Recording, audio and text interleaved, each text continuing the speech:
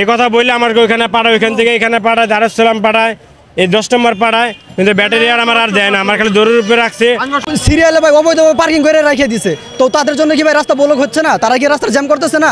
এই গাড়ি যদি এখন বন্ধ হয়ে যায় আমরা এই লোন চালাতে পারবো না, আমাদের সংসার চলবে না, আমরা না খেয়ে মরে যাবো। এই ব্যাটারিটা আজকে 1 মাস হয়ে গেছে, আমার গাড়ির ব্যাটারি নিয়েছে, আমার ব্যাটারিটা এখন আর দেয় নাই, আমাকে একটার পর একটা ডেট দিছে।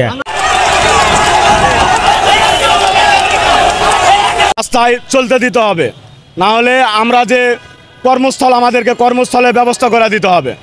এই সরকার আমাদের অটোরিকশা কেন বন্ধ করলো, কি কারণে বন্ধ করলো সেটা তাই জানে, এবং আমরা তো এর বিষয়ে কিছু জানি না। আমরা লোন উঠাইছি, অনেক এনজিওর থেকে আমরা লোন করেছি, করে আমরা গাড়ি কিনছি। হ্যাঁ, এই গাড়ি যদি এখন বন্ধ হয়ে যায় আমরা এই লোন চালাতে পারবো না, আমাদের সংসার চলবে না, আমরা না খেয়ে মরে যাবো। অতএব এই গাড়ি যদি বন্ধ করতে হয় সরকারের, তাহলে আমাদেরকে কর্মস্থল ব্যবস্থা করে দিতে হবে, আমাদের লোন মওকুফ করে দিতে হবে। দেওয়ার পরে এই গাড়িগুলো সরকারের কাছে আমরা হ্যান্ড ওভার করে দেবো, আমরা চালাবো না এই গাড়ি। না হলে আমাদেরকে গাড়ি চলার অনুমতি দিতে হবে, রাস্তা ক্রসিংয়ের পারাপারের অনুমতি দিতে হবে। রাস্তা যদি ক্রসিং করার অনুমতি না দেয় তাহলে আমরা মরে যাবো, আমাদের না খেয়ে মরতে হবে। যেমন আমরা এখনো পর্যন্ত আমাদের কোনো কিছু, আমাদের কোনো বেতন নেই, আমরা কোনো কিছু খাই নাই, আমরা দিন আনি দিন খাই।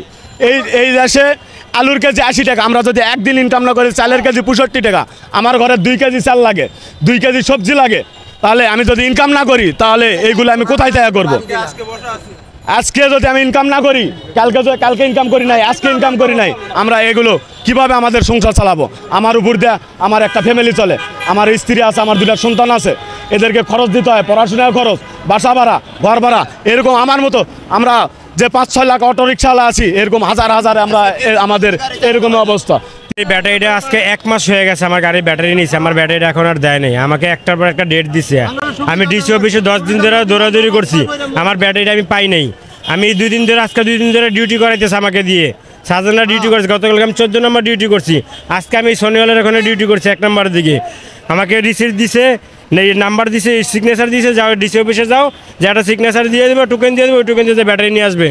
এগুলো সব ভুল কথা। এই কথা বললে আমাকে ওইখানে পাঠায়, ওইখান থেকে এখানে পাঠায়, দারুস সালাম পাঠায়, এই 10 নম্বর পাঠায়, কিন্তু ব্যাটারি আর আমার আর দেয় না, আমার খালি দৌড়ের উপরে রাখছে।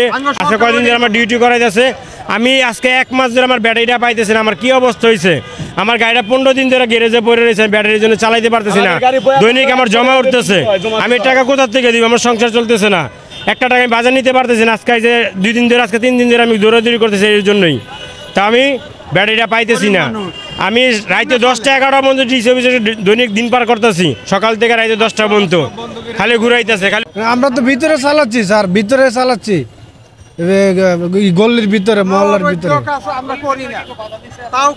তো এই যে ব্যাটারি বুটারি চাল হয়ে যাইতেছে, আবার আজকে একবারে বন্ধ করে দিছে, তো কি আপনি কি করবো? চলে এই যে মাথার দিকে সব নিয়ে যাইতে আছে, মাথায় যাত্রী নামায় সব নিয়ে যাইতে আছে।